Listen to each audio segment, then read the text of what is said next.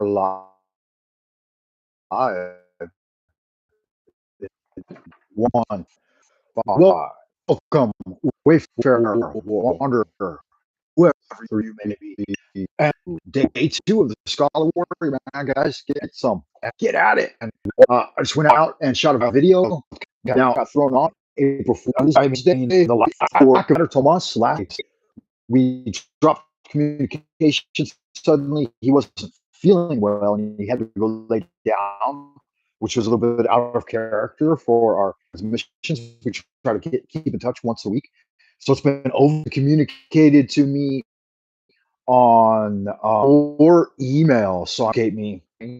So I think yeah, he might have had a health emergency or something. I don't know, man. So let's say a little prayer for comes back soon and hope that he's doing well.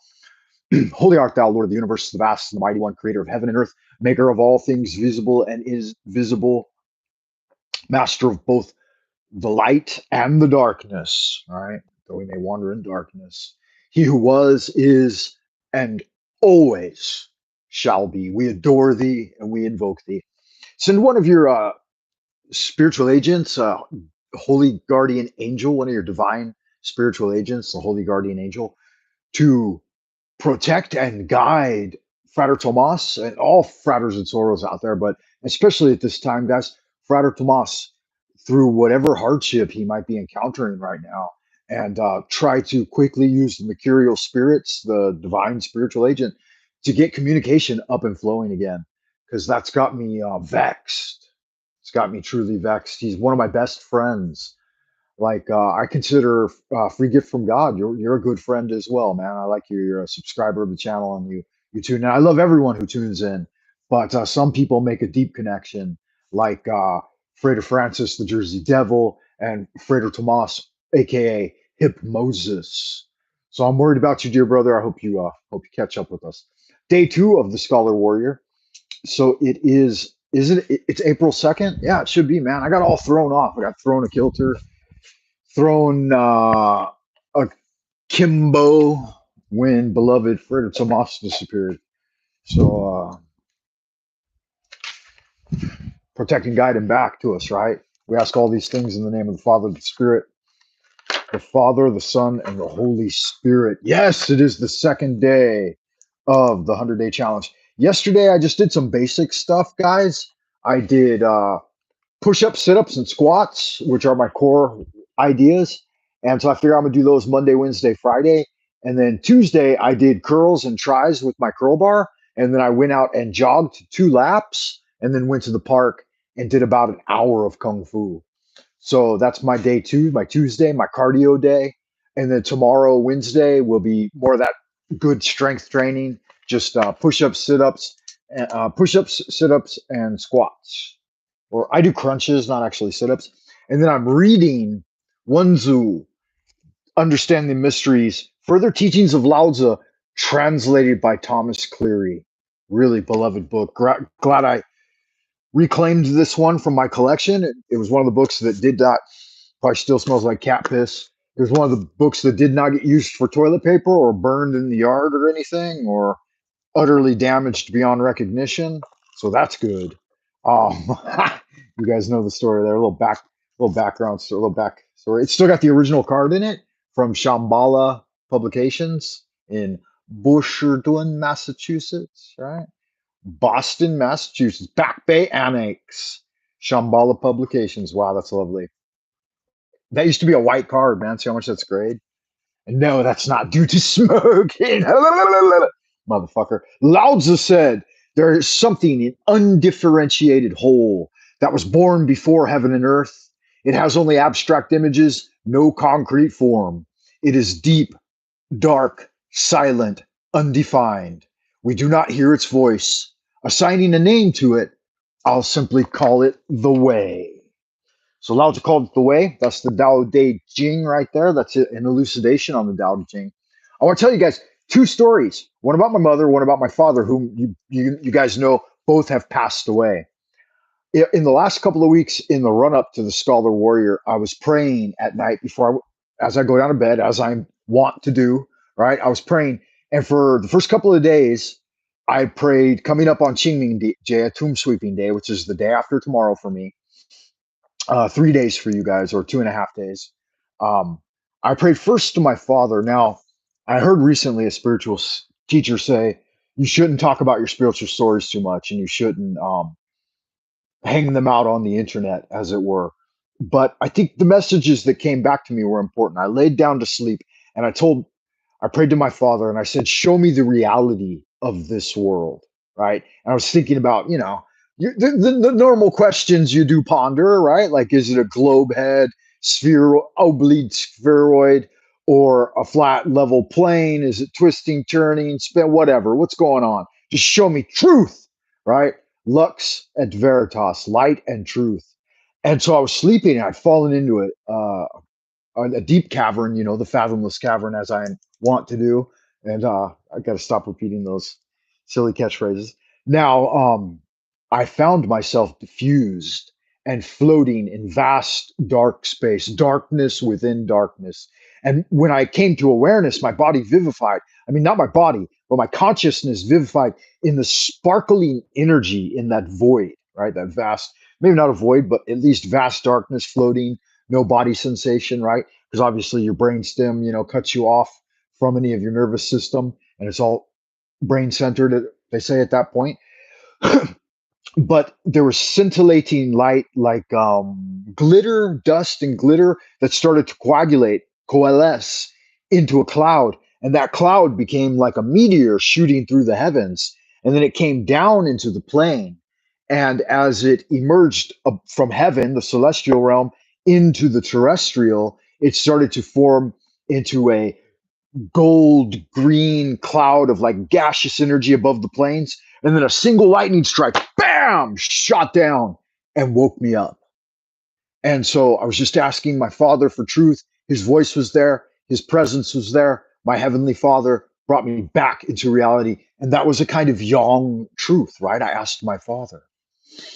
And I was awake. I was invigorated. It was first thing in the morning. It was time to get going. I jumped up, wrote down the story. It was a very simple transition from the celestial sphere and dreamland and back into the waking reality. So from the time I went to sleep and dreamed that and woke up, I think 8 hours had passed, something like that. It was like 4:30 a.m. Time to get up and do my adulations. All right. So after that, I was like satisfied. Yeah, I prayed to my father. Then I said, okay, now it's time to pray to my mother. Right. And so I did the same thing. I prayed and I lay down to sleep. And as I dreamt, this happened just last night. As I slept and dreamt, I had the same start of the kind of coming to awareness, that I was coming to consciousness and that I had no memory of who I was or what I was, but I was in a vast, diffused, dark plane, darkness within darkness. But as soon as I like awoke in the dreamland, so to speak, I realized that there was an underlying white light that had invigorated everything. And I saw this separation of this film, this gossamer fiber. And inside the film area were things that I could think of. And so I opened a cavern, I opened a chamber within the gossamer film, and it went back like white gold cobwebbing, right? Cloud kind of energy, also twinkling with the glitter fairy dust of the realms beyond. And within those vast chambers, I found many rooms. And within every room, there were innumerable treasures, porcelain statues, boxes of gems and pure metals, and people cruising about, imagining things and things appearing. It was truly the realm of Aladdin's lamp. Anything you could think of would immediately manifest within one of the chambers in front of you. And I got a little bit confused and startled, and I started looking for things that I had lost throughout this lifetime, things that had been stolen to me. And as soon as I could remember or recall them, I would find them. And I found everything that had been stolen from me here in this material plane. And the message, as I started to wake up, I was admiring one extremely beautiful statue, like a porcelain statue that looked it looked so real, realer than real, really. It was one of Master Liu Dongbing, and it was much larger than the one I have.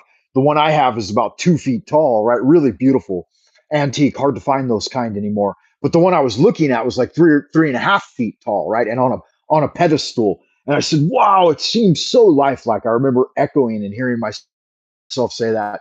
And my mother's spirit came up from behind me over my right hand and said, yes, anything you can think of in the spirit realm will appear instantly realer than real. She said, the treasures of the celestial realm are innumerable and endless.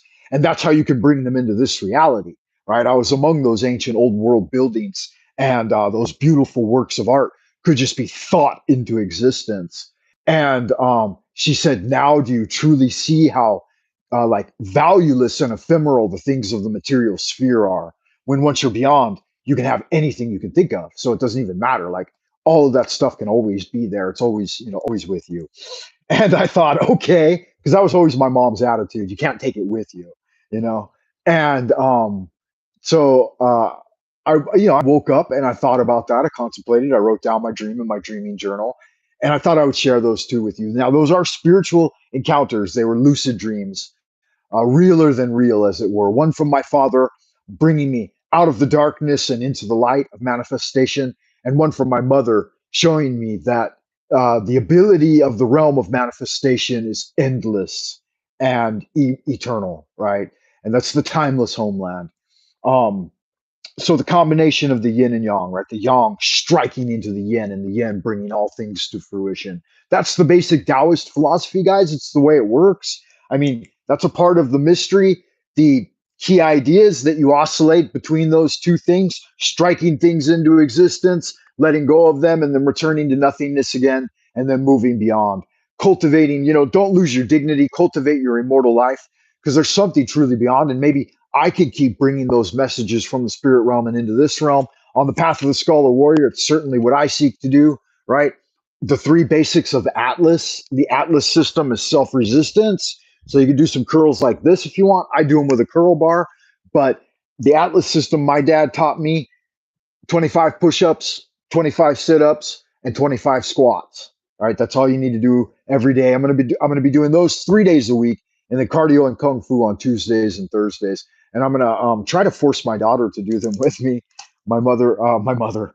Ooh, that's scary. My wife, her mother, my daughter's mother. My wife wants my daughter to lose some weight, just trim down and get a little more fit, a little healthier, cardiovascularly and strength wise. So I hope all of you guys join me on this new challenge, the Scholar Warrior 100-day challenge. We're going to do 100 days of consistent practice in learning the mysteries and strengthening body and honing the mind.